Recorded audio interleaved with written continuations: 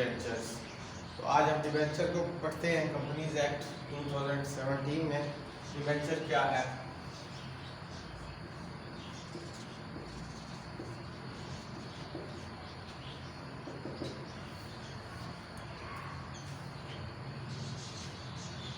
इसका इंट्रोडक्शन में है the document which the company issues for borrow amount to the lender is called debenture. तो इसमें सबसे पहले डिबेंचर को ये कहा गया कि ये एक डॉक्यूमेंट है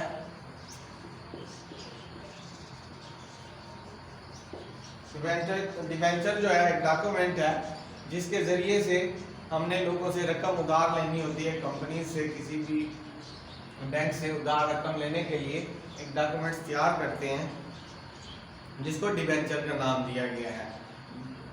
debenture the document which the company issues, तो ये कंपनी इशू करती है इस डॉक्यूमेंट को, इशूड बाय कंपनी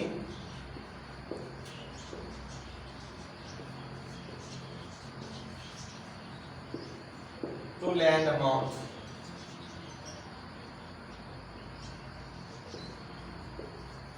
अमाउंट उधार लेने के लिए, लैंड का मतलब है अमाउंट को उधार लेना, किसी भी रकम को उधार लेने के लिए जो कंपनी डॉक्यूमेंट इशू करती है उसको डिबेंचर का नाम दिया गया है। कंपनी में raise part of its capital, तो ये इसीलिए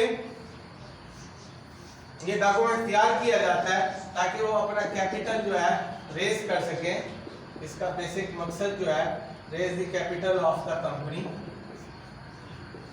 कि वो कंपनी का कैपिटल को जो है वो रेस करने के लिए डिबेंचर को इशू किया जाता है। इशू बाय द कंपनी की तरफ से इशू किया जाता है।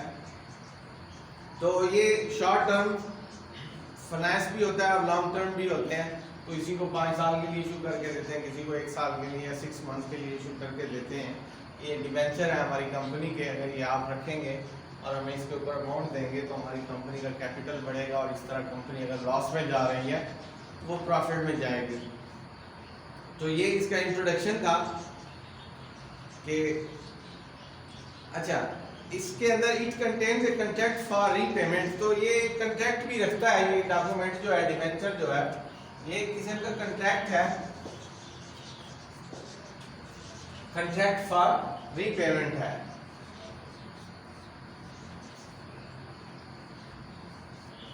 तो ये एक कॉन्ट्रैक्ट रखता है, डिबेंचर जो है एक कॉन्ट्रैक्ट रखता है कि हमने जो पैसे आपसे लिए हैं और जिसके बदले में हमने आपको डिबेंचर का डॉक्यूमेंट दिया है तो वो रीपेमेंट के लिए है।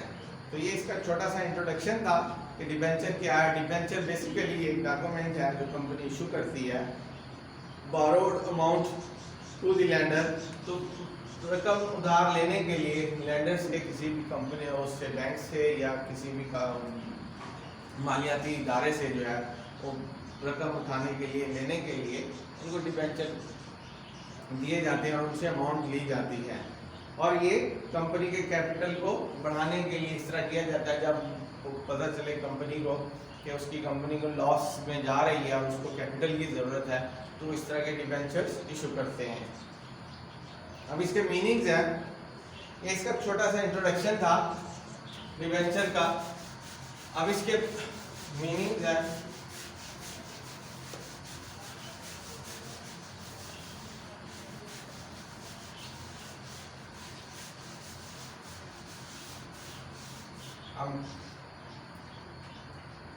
the term debenture is derived from the Latin word debar, which means out a debit, कि कर्जा उधार लेना है। इसका मीनिंग है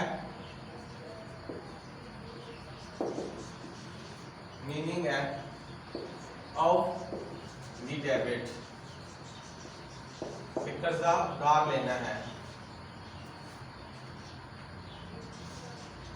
इसको प्रोविजन, जो रेलिवेंट प्रोविजन है इसकी, वो है सेक्शन 2 सबसेक्शन 14 और 63 to 70 and 74 of companies act जो है इसको डील करते हैं। रेलिवेंट प्रोविजन जो है इसकी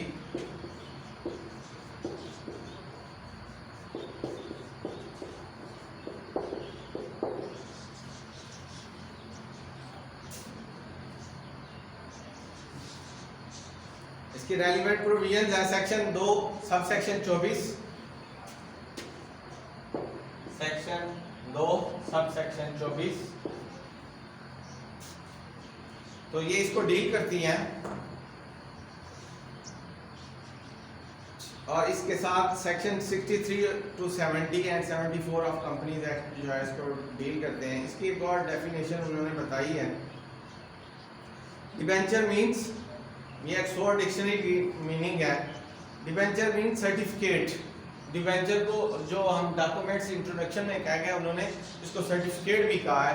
तो डिबेंचर मींस सर्टिफिकेट है, certificate given by business corporation, जिसको एक बिजनेस कॉर्पोरेशन ने देना होता है, जारी करना होता है एज अ रिसेप्ट फॉर मनी। तो रकम लेने की एक रसीद के तौर पे जो है वो बिजनेस कॉर्पोरेशन जो है इसको इशू करती है। एक ऐसे ही है जैसे एक रसीद दी है हमने उनको, उनसे पैसे उधार लिए और उसकी रसीद दी है। तो ये इसका कंसाइज ऑक्सफोर्ड डिक्शनरी की मीनिंग्स था, जिसमें उन्होंने इसको डिबेंचर को के दो मीनिंग दिए हैं। एक सर्टिफिकेट दिया है कि इसको सर्टिफिकेट कहते हैं, और दूसरा उन्होंने कहा ये रिसेप्ट फॉर मनी है, lent at a fixed rate of interest, जिसमें फिक्स रेट ऑफ इंटरेस्ट भी बताया जाता है कि हमने इतना इसके ऊपर जो है आपको इंटरेस्ट भी देना है। Until the principal is repaid, जब रीपेड होगा प्रिंसिपल अमाउंट, उसके साथ इंटरेस्ट भी जो है इसमें पेड करना है। तो अब इसके हम देखते हैं फीचर्स क्या है। फीचर्स में सबसे पहले है, फीचर्स ऑफ डिबेंचर में है, the main feature of debenture are following, it is an instrument, उन्होंने इसको इंस्ट्रूमेंट भी कहा, indicating the indebtedness of the company, company के कर्जे को जाहिर करती है। ये एक इंस्ट्रूमेंट है जो कि कंपनी के कर्जे को जाहिर करती है कि कंपनी किस किस लोगों का जो है कर्जा देना है, किस किस जो है फाइनेंशियल इंस्टीट्यूशन से उन्होंने कर्जा लिया है डिबेंचर की सूरत में। तो ये इसको इंडिकेट करती है, इसके इंस्ट्रूमेंट्स जो है इंडिकेट करते हैं, जाहिर करते हैं। और इट हैज़ नॉमिनल वैल्यू, तो इसकी नॉमिनल वैल्यूज़ होती हैं, मतलब इसमें बहुत भारी रकम नहीं होगी डिबेंचर्स में। नॉमिनल वैल्यूज़ के होते हैं लाइक शेयर, जैसे कंपनी के शेयर्स जो हैं उनकी तरह इसकी नॉमिनल वैल्यू होती है। इसके बाद नंबर 3 पे है, it is issued under the seal of the company. तो ये इसके फीचर्स में इम्पोर्टेंट है कि ये जब भी इशू होंगे कंपनी की सील के साथ होंगे, उनकी मोहर लगी हुई होगी, जिससे जाहिर होगा कि ये कंपनी ने इशू करके दिए हैं। और अगर कंपनी की सील नहीं लगी तो डिबेंचर की वैल्यू नहीं रहेगी। तो उन्होंने इसीलिए कहा है कि it is issued under the seal of the company. इसके बाद नंबर 4 पे, the term of issue the repayment of the principals are specified on the back of the document. तो डॉक्यूमेंट्स की बैक के ऊपर जो है उन्होंने वो टर्म्स जो है रीपेमेंट्स की जो टर्म्स है वो लिखी हुई होंगी, उसके अंदर लाजमी तौर पे मेंशन की हुई होती हैं डिबेंचर के ऊपर कि कितनी प्रिंसिपल अमाउंट है वो उन्होंने वापस करनी है, और उसके ऊपर जो इंटरेस्ट है वो भी बता देना है। तो इसके बाद नंबर 5 पे है कि fix rate of interest is paid on the debenture. तो डिबेंचर के ऊपर जो फिक्स रेट ऑफ इंटरेस्ट भी जो है उन्होंने बताना है, लिखना है, वो भी बैक पे ही होगा। The interest on debenture is a charge on the profit and loss account of the company. तो उन्होंने कहा इंटरेस्ट जो है डिबेंचर के ऊपर वो प्रॉफिट एंड लॉस की बेस पे जो है वो चार्ज होगा। इसके बाद debenture are covered by security of assets of the company.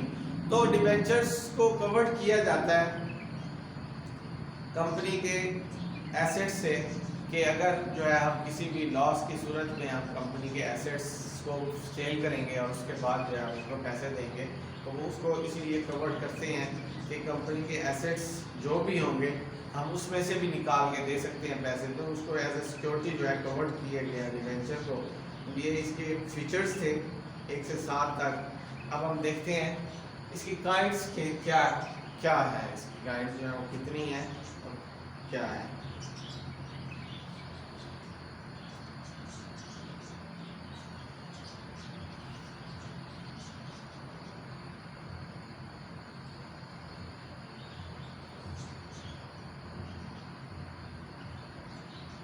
तो इसकी काइंड्स हैं,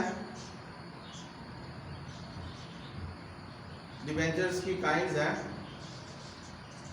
नंबर 1 पे है काइंड्स ऑफ डिबेंचर में पहले नंबर पे है ऑर्डिनरी और नेकेड डिबेंचर। सबसे पहली जो है ऑर्डिनरी एंड नेकेड डिबेंचर है। ये थोड़ा सा लिखना बंद हो गया है।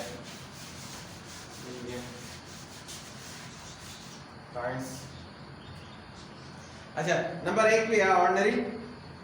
ऑर्डिनरी का मतलब आमतौर पे जो ज्यादातर इस्तेमाल के डिबेंचर्स हैं उनमें सबसे ऑर्डिनरी और नेकेड डिबेंचर्स होते हैं। Ordinary and naked debentures are those वो हैं which do not carry any security, जिनमें सिक्योरिटी नहीं है, सिक्योरिटी कैरी नहीं करनी पड़ती in respect of repayment of interest और द प्रिंसिपल। जिनमें सिक्योरिटी जो है वो कैरी नहीं करनी पड़ती वो ऑर्डिनरी होते हैं या नेकेड डिबेंचर होते हैं। तो सबसे पहली काइंड है ऑर्डिनरी और नेकेड डिबेंचर्स। तो इनमें सिक्योरिटी जो है कैरी नहीं करनी पड़ती in respect of repayment of interest और द प्रिंसिपल अमाउंट। जो प्रिंसिपल अमाउंट है उसके पीछे जो है कोई सिक्योरिटी जो है वो कैरी नहीं करनी पड़ती, तो इसीलिए इनको ऑर्डिनरी और नेकेड डिबेंचर कहा गया है। इसके बाद नंबर 2 पे है रिडीमेबल डिबेंचर्स। रिडीमेबल डिबेंचर्स जो है the debenture which are repayable after a certain period are called redeemable debentures। तो उनको redeemable debentures कहा गया है। Debenture which are repayable after certain period, जिसमें एक सर्टेन पीरियड दिया गया है उनको रिडीमेबल डिबेंचर कहा गया। जिसमें पीरियड मखसूस किया गया वो 6 मंथ है, 1 ईयर है, 2 इयर्स है, तो उसको रिडीमेबल डिबेंचर का नाम दिया गया है। The debenture which are repayable after a certain period are called redeemable debenture. The interest on such debenture is paid periodically. तो इसमें जो है इंटरेस्ट जो है वो पे करना है डिबेंचर्स के ऊपर periodically, but the principal amount is return after a fix period. तो उसमें जो रिटर्न अमाउंट है, प्रिंसिपल अमाउंट जो रिटर्न करनी है वो फिक्स पीरियड में रिटर्न करनी है, लेकिन उसमें जो आपको इंटरेस्ट लगेगा वो पीरियडिकली लगना है।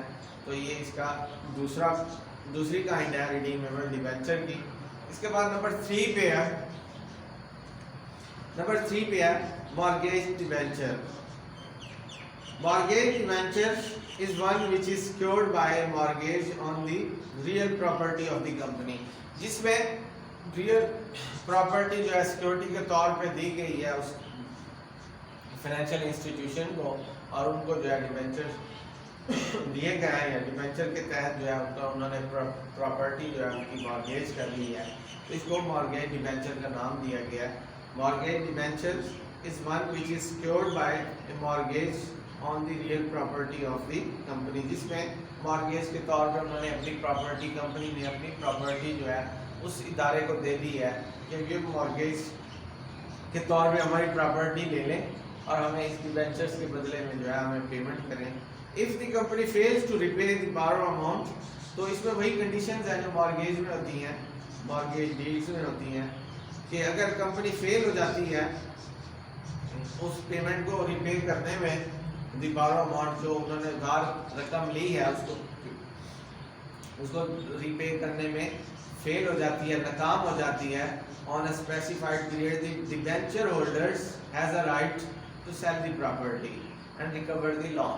तो ये एक जनरल रूल है कि जो भी चीज़ आपने मॉर्गेज करवाई है, अगर उस फिक्स पीरियड में आपने अमाउंट नहीं दी तो उनके पास राइट चला जाता है कि उस प्रॉपर्टी को सेल करें और अपनी अमाउंट जो है वो रिकवर करें। तो इसके अंदर भी उन्होंने यही बताया, डिबेंचर्स के अंदर भी मॉर्गेज डिबेंचर्स में कि जहाँ पे आपने डिबेंचर्स जो है वो दिए हैं फाइनेंशियल इंस्टीट्यूशन को और सिक्योरिटी के तौर पर अपनी प्रॉपर्टी जो है मॉर्गेज करवाई है, तो वहाँ पे आपकी प्रॉपर्टी जो है वो सेल भी हो सकती है और वो रिकवर कर सकती हैं, अपना लोन रिकवर कर सकती हैं।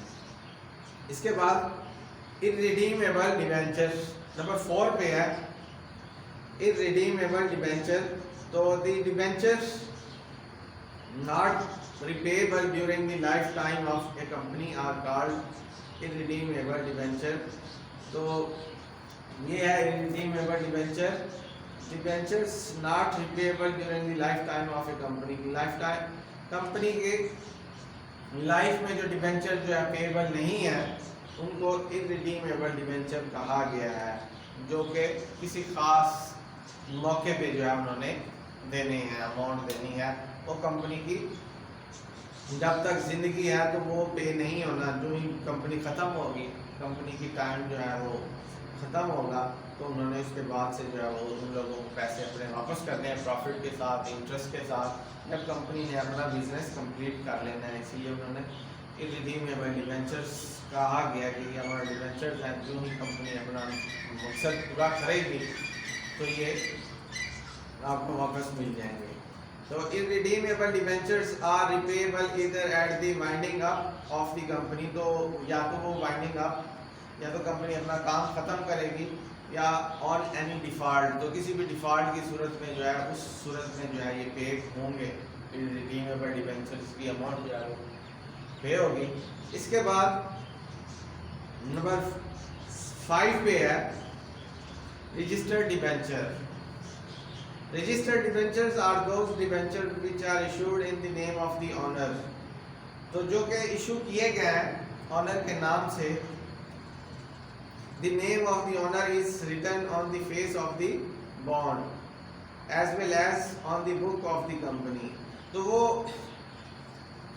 जिसके नाम से इशू हुआ है उसका नाम उसके ऊपर लिखा होगा, डिबेंचर के ऊपर रजिस्टर्ड होगा, और इसके साथ ही कंपनी की बुक पे भी उसका नाम लिखा जाएगा। उसके नाम से इशू होंगे। जिस बंदे ने इंटरेस्ट जाहिर किया कि जी डिबेंचर हमें दे दें तो हमें हमारे नाम से रजिस्टर्ड करके दें, तो उनको रजिस्टर्ड डिबेंचर का नाम दिया गया है, जिसमें उनके नाम इशूड किया जाता है name of owners, in the name of owner, और ये इशू करती है कंपनी कि इस बंदे के नाम पे इतने डिबेंचर इशू कर दें और इससे इतने अमाउंट ले लें, और वो जो है लिखे जाएंगे फेस ऑफ द बॉन्ड, उस बॉन्ड के ऊपर जो है लिखे जाएंगे, और इसके साथ ही कंपनी की बुक्स पे भी ये लिखे जाएंगे कि ये डिबेंचर जो है इस बंदे के नाम से हमने इशू किए हैं, रजिस्टर्ड किए हैं। इसके बाद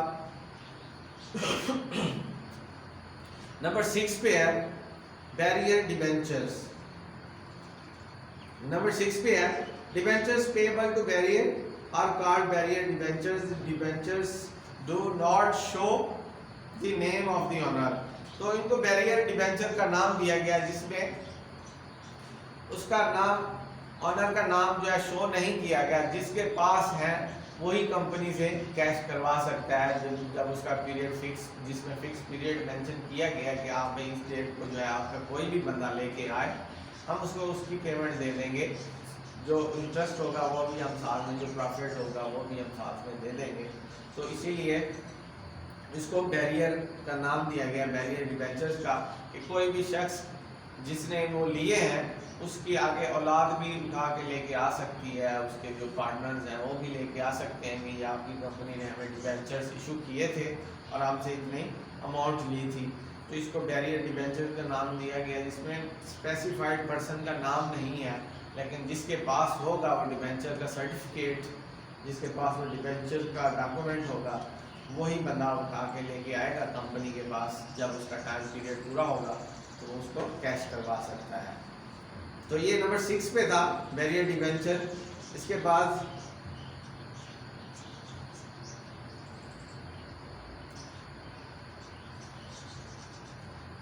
नंबर 7 पे है convertible debentures.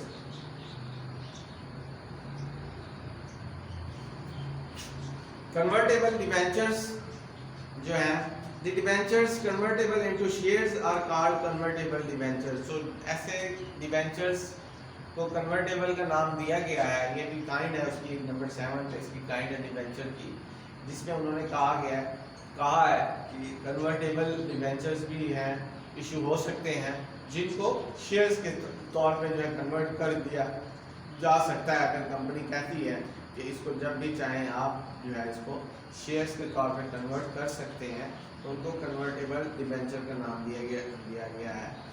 Debenture convertible into shares are called convertible debentures the holder of such debentures are allowed to convert their debentures।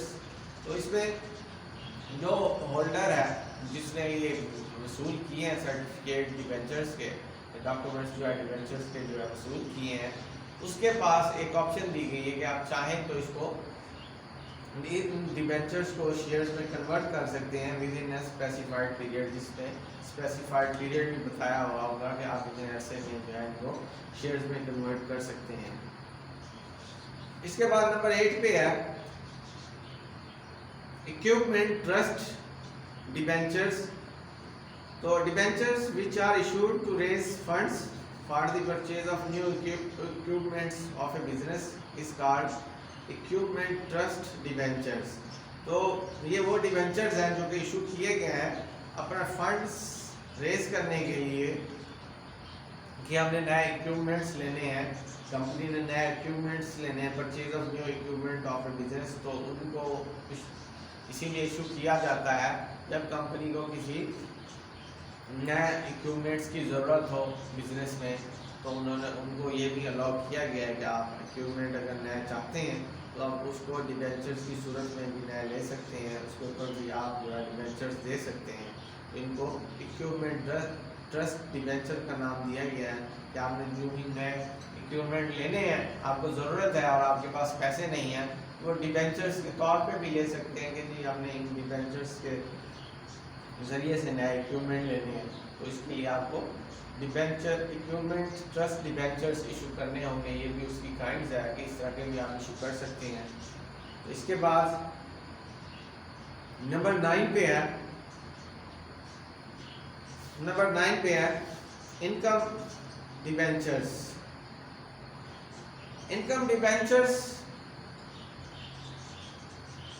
Income debentures holders have a right to receive interest put off the profit of current years।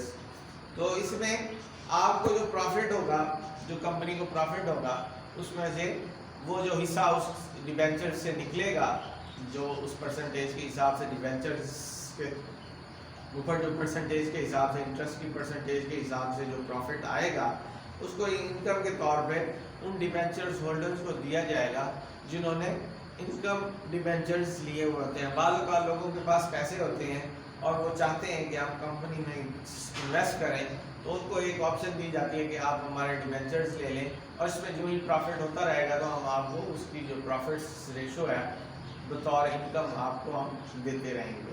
तो इस तरह profit की सूरत में इस तरह के जो है ना, इस तरह के डिबेंचर्स जो है इशू किए जाते हैं कि ताकि लोगों को इससे फ़ायदा हासिल हो सके और उनकी इनकम में इजाफा हो सके जिनको, इसीलिए इनको इनकम डिबेंचर्स कहा गया है। इसके बाद कोलेटरल डिबेंचर्स है, ये नंबर 10 पे है। Collateral debentures are those debentures which are issued as an additional security to bank against borrowed money. जिसमें आपने एडिशनल सिक्योरिटी दी है, कंपनी ने दी है रकम उधार लेने के लिए, तो इस तरह का डिबेंचर्स को इनकम डिबेंचर्स का नाम दिया गया है। तो ये 10 काइंड्स थी जिनमें लास्ट में है collateral debentures. Collateral debentures are those debentures which are issued on an additional security, जो कि इशू किए गए हैं एडिशनल सिक्योरिटी के तौर पे। कंपनी ने एडिशनल सिक्योरिटी दी है बैंक को और रकम उधार ली है, तो एडिशनल सिक्योरिटी अगर आपने दी है तो उनको उसको ये ना उसको कोलेटरल डिबेंचर्स का नाम दिया गया है। तो ये 10 इसकी काइंड्स थी डिबेंचर्स की। तो इनमें